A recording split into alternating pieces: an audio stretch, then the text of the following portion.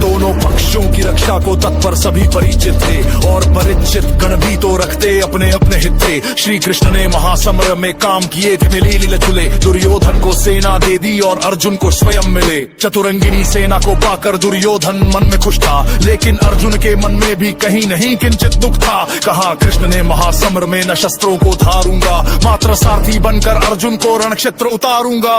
अर्जुन को नादान समझ दुर्योधन मन में भूल गया, माधव की मायावी माया को बिल्कुल ही भूल गया। भीष्म पिता ने भी माधव की प्रतिज्ञा के वचन सुने, वचनों को सुनकर मन ही मन जाने क्या क्या भाव गुने। वो भीष्म पिता जो तन मन से कौरव सेना को अर्पित थे, वो भीष्म पिता जो राजा की गद्दी को सदा समर्पित थे, वो भीष्म पिता जिनके सारे सर स्वयं काल की ही गति थे, वो भीष्म पिता जिनके अस्त्रों शस्त्रों पर लक्ष्य सुअंकित थे, वो भीष्म पिता जिनकी शक्ति से सभी देवता शंकित थे, वो भीष्म पिता जिनके शस्त्रों से अंबर तक फट जाता था, वो भीष्म पिता जिनकी इच्छा से गंगा जल हट जाता था। जब सुने उन्होंने वचन कृष्ण के मन ही मन में मुस्काए, ये सोच चलो मौका आया माधव को झुठलाया जाए। भीष्म पिता के ये विचार सुन सहमी सहमी प्रश्ना थी, एक और कृष्ण प्रतिज्ञा, दूसरी और भीष्म प्रतिज्ञा। अर्जुन, लगता है तुम इस युद्ध को हार जाने का निर्णय ले चुके हो। मैं तुमसे बार बार यही कह रहा हूँ, ये जो सामने खड़े हैं इनमें अपने पितामह को न देखो, इनमें अपने शत्रु को देखो। इस धर्म युद्ध में जो भी अधर्म के पक्ष में युद्ध कर रहा है वो तुम्हारा शत्रु है, वो मानव समाज का शत्रु है, वो मेरा शत्रु है। की प्रतिज्ञा सुन अर्जुन मन ही मन विचलित था, क्योंकि उनकी सभी शक्तियों से वह पूरा परिचित था। वह जान चुका था भीष्म पिता ने जैसे जो भी ठान लिया, क्रूर काल ने भी उनकी इच्छा को वैसे मान लिया। प्रतिज्ञा पूरी करने को वह कुछ भी कर डालेंगे, कुरुक्षेत्र की इस भूमि को लाशों से भर डालेंगे। कुछ बालक को भी लगता है अब उनसे लड़ना होगा, संभव है कि मृत्यु के चरणों में भी चढ़ना होगा। विचलित अर्जुन के मस्तक पर उभर उठी चिंता रेखा, श्री कृष्ण ने व्याकुल आकुल अर्जुन के मुख को देखा। जानते हो अकेले गंगा पुत्र ने तुम्हारे कितने सैनिकों, कितने योद्धा और कितने महारथियों का वध किया है? तुम वीर गति को प्राप्त होने वाले उन सारे सेनानियों के ऋणी हो कुंती पुत्र अर्जुन, तुम उनके ऋणी हो।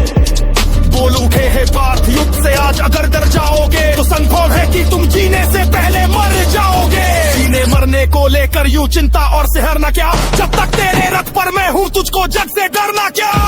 कलेश्वर, यदि ये सूर्य थोड़ी देर और ठहर जाए तो महादेव की सौगंध, मैं ये युद्ध आज ही समाप्त कर दूंगा केशव, आज ही समाप्त कर दूंगा। ये युद्ध मानव समाज के कल्याण के लिए हो रहा है पार्थ, और मानव समाज का कल्याण प्रकृति के नियमों का उल्लंघन नहीं कर सकता। इसलिए सूर्य को स्वयं अपने समय पर उदय होने दो और अपने ही समय पर अस्त होने दो।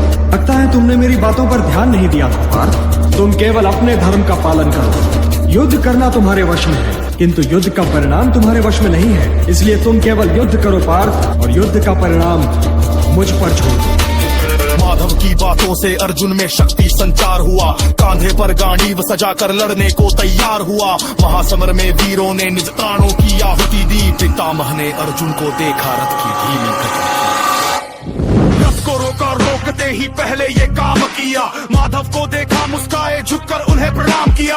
अर्जुन को आशीष दिए, छलकी आंखों को मींच लिया, और अगले ही क्षण तुनीर से भी बाणों को खींच लिया। जरा धनुष पर बाण उन्होंने खींचा जब प्रत्यंचा को, बिजली करकी सैनिक बोले डर करके भागो भागो। शस्त्रों की वर्षा से अंबर आतुर था फट जाने को, रत्नाकर में उठी हिलोरे नील गगन छुआने को। शैल शिखर तक थमी तरंगों से टकरा कर गिरते थे, लगता था कि कुरुक्षेत्र पर काले बादल गिरते थे। पितामह के बाणों से पूरा भूमंडल डोल उठा, प्रत्येक वीरी महासमर में हर हर बम बम बोल उठा। तलवारों के टकराने से ध्वनि गूंजती थी टन टन, बाण हवा के सिरे पर दस्तक देते थे सनन सनन। कवच अंडल वीरों के बच उठते थे खनन खनन, घायल घोड़ों की चीखें भी गूंज रही थी हिरन।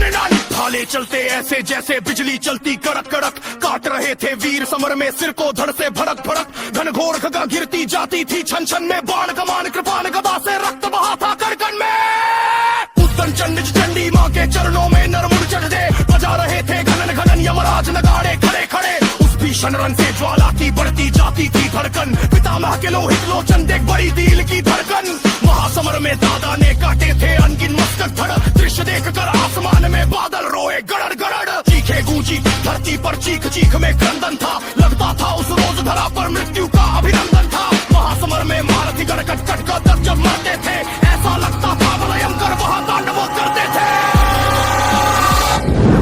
बासु काली मैया खप्पर भरती जाती थी, पितामह से पूरी पांडव सेना डरती जाती थी। उनके आगे जो भी आया वधु उसका तत्काल हुआ, उसी वीर की शोणित धारा से दल भूखा लाल हुआ। पितामह के बाणों से टकरा करके वो टूट गया, अगले क्षण गांडीव मुष्टिका से अर्जुन की छूट गया। पितामह को जीते जीवन मानी ना करने दूंगा, चाहे कुछ भी हो अर्जुन को ऐसे ना मरने दूंगा। अर्जुन, जानते हो अकेले गंगा पुत्र ने तुम्हारे कितने सैनिकों, कितने योद्धा और कितने महारथियों का वध किया है? तुम वीर गति को प्राप्त होने वाले उन सारे सेनानियों के ऋणी हो कुंती पुत्र अर्जुन, तुम उनके ऋणी हो। और यदि गंगा पुत्र का वध करके वो ऋण तुम नहीं उतारोगे तो उनका वध करके वो ऋण मैं उतारूंगा। क्रोधित होकर माधव ने रथ के पहिए को उठा लिया, उसे सुदर्शन चक्र बनाकर पितामह की ओर किया। माधव की वो मुद्रा मानो महाकाल से मिलती थी, उनकी इस मुद्रा से डरकर पूरी पृथ्वी हिलती थी। केशव, केशव, केशव, नहीं केशव, मुझे क्षमा कीजिए, क्षमा कीजिए प्रभु, क्षमा कीजिए। हे गिरिधर गोपाल, आप वचनबद्ध हैं कि आप इस युद्ध में शस्त्र नहीं उठाएंगे। यदि आपने शस्त्र उठा लिया तो आपका ये मित्र, आपका ये सखा, आपका ये भक्त इतिहास को मुंह दिखाने योग्य नहीं रहेगा केशव। इतिहास को